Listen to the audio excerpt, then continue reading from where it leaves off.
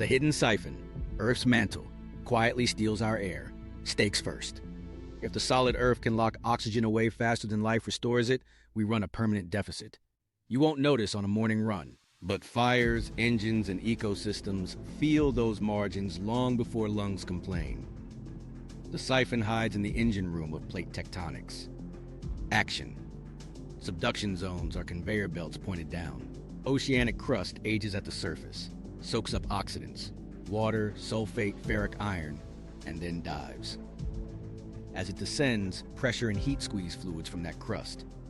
Those fluids carry redox power, sulfur in mixed valence, carbon species, iron that flips between Fe2+ and Fe3+. Inside this chemical traffic, oxygen's oxidizing potential gets budgeted. Here's the quiet move. Redox reactions in the slab and the mantle wedge convert mobile oxidants into mineral bonds. Iron is the big accountant. In mantle rocks, iron divides into ferrous, Fe2+, and ferric, Fe3+. Each ferric step cages electrons and, by proxy, oxygens bite. Serpentinites and altered basalts arrive already oxidized.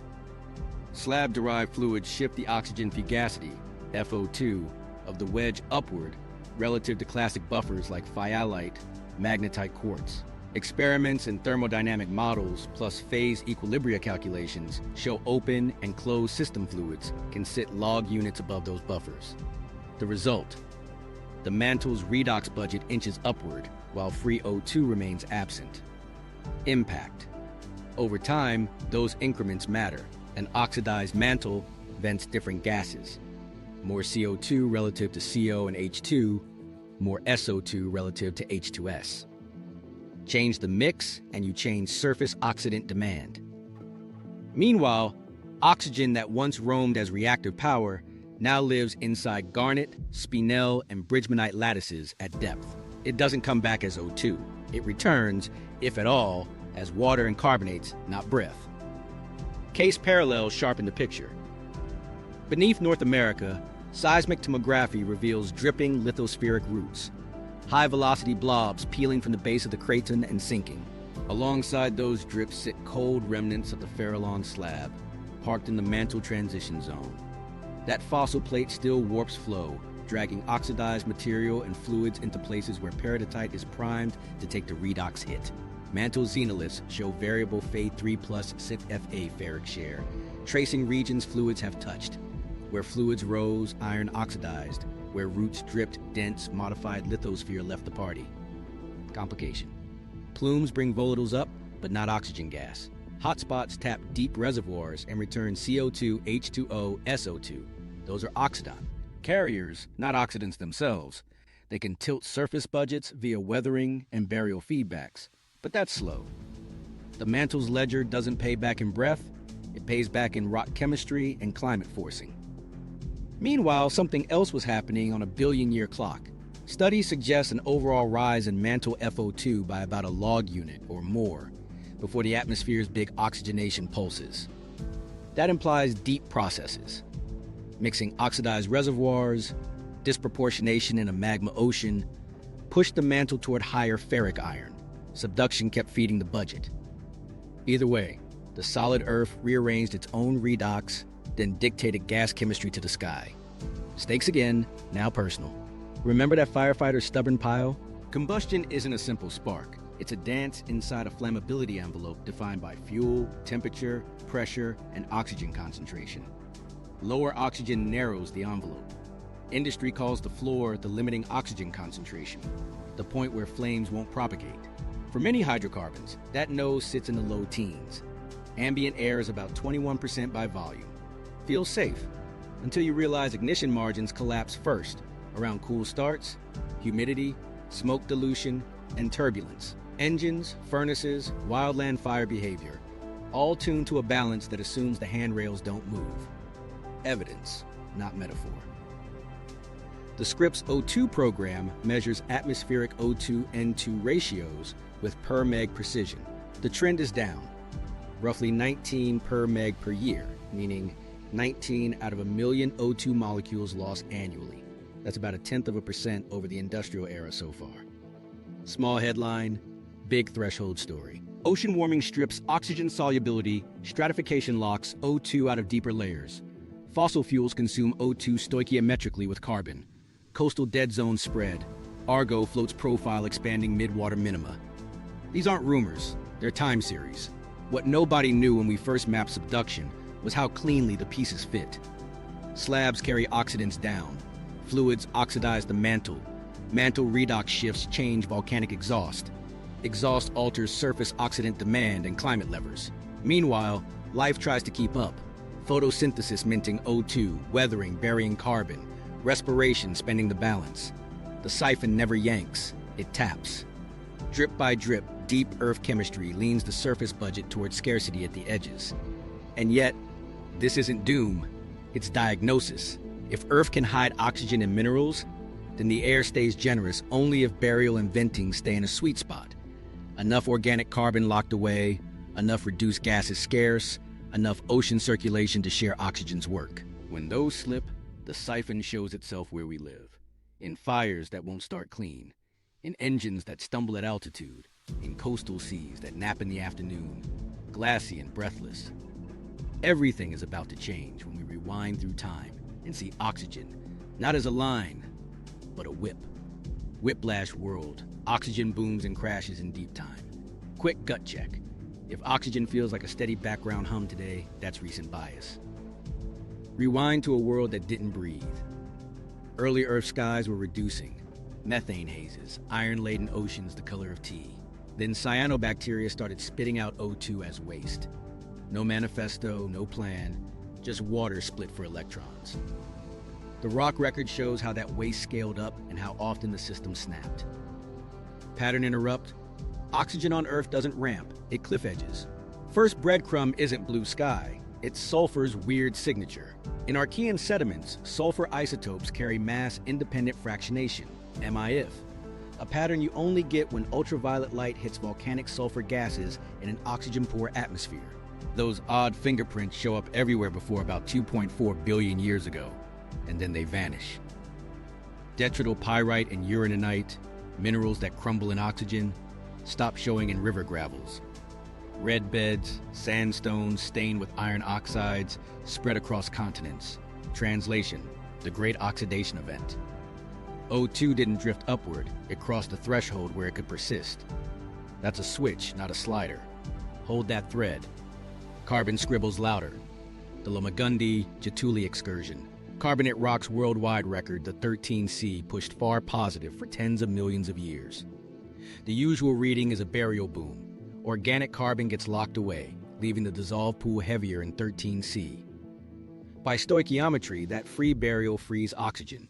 If that reading holds, Earth overshot into a breathier state. Brief oxidant windfall. Pattern interrupt. Every windfall has a clawback. Multiple proxies, chromium isotopes and paleosols losing oxidized signatures. The reappearance of iron formations in some basins, trace metals behaving like low oxygen seas, imply an O2 retreat. The crash details are debated, but the silhouette is clear. Atmospheric and oceanic oxygen aren't ratchets. They can slip. Zoom on stakes, even when life is microbial. Oxygen is fuel and poison. Too little, complex. Metabolism starve.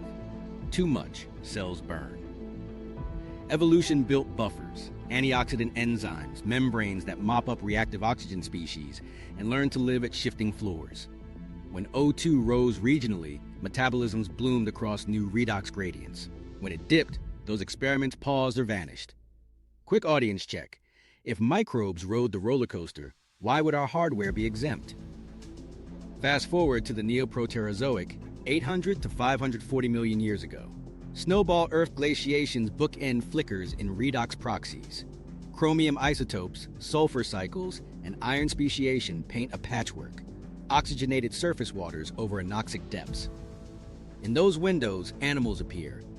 Biomarkers hint at sponges. Burrows and tracks scratch across seafloor mud. Then radiation stall and restart, suggesting the oxygen floor wasn't steady. Pattern interrupt. Imagine a power grid flickering while you're trying to invent electricity. That's early animal evolution under a twitchy O2 sky. Land plants change the rules. Devonian to Carboniferous swamps pump O2 and bury organic carbon. Atmospheric oxygen likely climbs above modern levels. Some models suggest 25 to 30% by volume. The charcoal record spikes because fire loves oxygen. Ignition thresholds drop. Fires proliferate. Insects grow larger. Dragonflies with hawk-sized wings exploit dense air and maybe high O2. But fire is a thermostat. Too much oxygen, the world burns too easily. Frequent fires prune forests and curb O2 production. Feedbacks fight extremes. Audience nudge. High O2 Earth literally tuned itself with fire.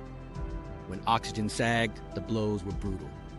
Several mass extinctions track marine anoxia and euxinia, waters devoid of O2 and laced with hydrogen sulfide. The end Permian Great Dying bears chemical fingerprints of widespread oxygen loss. Uranium and molybdenum isotopes shift. Black shales stack. Biomarkers of anoxygenic phototrophs appear in surface waters. Volcanism drove CO2 and heat. Stratification thickened. Oxygen couldn't penetrate. The biosphere didn't just lose species, it lost the chemistry that fed them. Pattern interrupt. Flip your aquarium pump off for a week, now scale to an ocean. Wildfire writes the oxygen diary in bold. There's a lower bound below which plants won't ignite and an upper zone where flames run wild. The Devonian Carboniferous seam is loaded with charcoal, a planet flirting with high O2. Later, charcoal wanes with O2. Fire breathes with oxygen and leaves soot as receipts. Quick aside. This is why firefighters and paleogeochemists secretly read the same ledger. Meanwhile, the solid Earth nudges the controls. Mantle redox likely rose by roughly a log unit across early time. That doesn't mean free O2 underground. It means more ferric iron and minerals, which changes volcanic exhaust, tilting towards CO2 and SO2 rather than their reduced cousins. Swap the gas mix at the vents, and you change how easily the atmosphere can hold O2. Tectonics shuffle continents, altering weathering and nutrient delivery that prime the biological pump. Microbes invent new metabolisms, nitrification, denitrification, sulfate reduction, that move oxidants in and out of storage like accountants with 1,000 ledgers. Pattern interrupt. The atmosphere runs on geology's tax code. Here's the hinge back to now. We live near a summit, about 21% O2 by volume, held by feedbacks that never sleep. The archive refuses to promise stability. When burial outpaces respiration, oxygen climbs. When warming, nutrient pulses or reduced gas vents tip the ledger, O2 can stall or fall. Past swings didn't ask permission. They exploited thresholds and multipliers and then settled into new modes. Audience check. Do you still feel confident that 21% is a guarantee? So when a spark sulks in modern tinder, it isn't prophecy, it's a reminder. Oxygen is not a backdrop, it's a player with a fast temper. The rock record's lesson is blunt. Don't mistake a long plateau for a lock. The air can move, fast, when thresholds line up. And when it does, it drags oceans, fire, and living things with it, just as it has again and again. And here's the quietly freaky part. This threshold behavior looks a lot like the optimization logic we use in machines. Systems finalize detail where conditions demand it and go coarse everywhere else. Keep that lens handy. It's about to become a map, not a metaphor. Today's needle, are we losing oxygen now? Start with the meter, not the mood. On wind-scrubbed headlands and remote islands, flasks fill with clean marine air. Back in the lab, analysts compare the O2-N2 ratio against mid-198's reference tanks with per meg precision. Changes of a few dozen molecules per million. The line slopes down. About 19 per meg per year. Since the late 198s, that's roughly 0.1% of the atmosphere's oxygen. Too small to feel in your lungs at sea level. Big enough to matter where systems run on margins. What's spending it? Two culprits, one loud, one quiet. Combustion first. Burn carbon and hydrogen, and you bind oxygen into CO2 and H2O. The planetary ledger is explicit. Fossil fuel use pulls O2 down, molecule for molecule with carbon oxidized. The quiet thief is heat. Warmer surface waters hold less dissolved oxygen. Solubility drops as temperature rises. Stratification pins what oxygen remains in thin sunlit layers, starving depths. Argo floats don't editorialize. They profile expanding oxygen minimum zones. Coastal sensors catch seasonal dead zones growing where nutrients and heat stack the deck. Now, a straight clarification. Global air still holds about 21% oxygen by volume. That's well above hypoxia thresholds at sea level. So why care? Because civilization runs on edges. Flammability envelopes tighten as oxygen drops or as CO2 and water vapor dilute air. A flame that used to catch cleanly in cooler, drier conditions now starts reluctantly, soots more, quits sooner. Wildland fires flip towards smolder in warm, smoky boundary layers. Smolder is harder to kill and dirtier to breathe. Firefighters feel that shift long before city monitors do. Engines notice too. Turbines and pistons don't care about percent. They care about partial pressure. At altitude, air thins. Designers expect that. Add subtle background O2 decline and moisture, warmer intake air, and relight envelopes narrow. Ignition kernels cool faster, lean blowout comes earlier. Certification standards and pilot training account for the worst corners, but corners move. Maintenance logs quietly record sluggish relight, exactly the kind of micro signal that tells you margins have narrowed. Hemoglobin's curve is steep across the middle. Small changes in alveolar oxygen, CO2, and temperature nudge saturation more than intuition expects. Bodies are instruments tuned to gradients. In a crowded, warm, poorly ventilated room, elevated CO2 and heat shift the curve. Effective oxygen delivery dips, even if air composition is nominal. Athletes, NICU clinicians, and high-altitude workers manage this every day with pacing, titration, acclimatization. Cities meet it during heat waves and smoke. ERs see more cardiac and respiratory stress, not because the global 21% vanished, but because local delivery faltered. Signal versus noise matters. The Scripps O2 program's trend is robust, cross-checked against CO2 inventories, and mirrored by independent stations. A 12-year continuous series from the UK finds about -24 per meg per year for O2, consistent with the global picture. NOAA-backed analyses outline upper bounds on future O2 loss that still don't threaten direct respiration at sea level, but they don't promise comfort at edges. Aviation tolerances, flammability limits, coastal hypoxia, human performance in heat and stale air. The ocean's role is the hinge. Warming reduces solubility. Circulation controls delivery. Biology spends what physics allows. There's a human blind spot that makes slow danger easy to miss. We calibrate to now. You won't walk outside and say, O2 is 0.1% lower than when I was born. But the systems that turn air into work do report it. In sootier starts, in narrower relight maps, in fish pinned into thinning habitable bands. Buildings hide it with smart fans, jet controls mask it with software, hospitals buffer it with oxygen plants. Resilience is real. It also acts like camouflage. So where are the thresholds? For many hydrocarbons, the limiting oxygen concentration sits in the low teens at standard pressure. But temperature, pressure, humidity, and diluents move it. In aviation, relight requirements are codified. Aircraft must prove flame stability across worst-case altitude, speed, and temperature. Warmer, wetter backgrounds thin the cushion. At sea, oxygen minimum zones expand laterally and upward, nudging fisheries toward coasts and storms. On land, cognitive performance dips in poorly ventilated schools track CO2 and heat, stand-ins for oxygen delivery stress. None of this is apocalypse. It's a baseline shift with consequences. The fix list isn't exotic. Cut combustion so the oxygen bill shrinks. Cool and mix waters so the ocean can share its oxygen. Design engines, buildings, and protocols for thinner margins. Make oxygen supply in hospitals and cockpits boringly reliable. The meter keeps falling, molecule by molecule.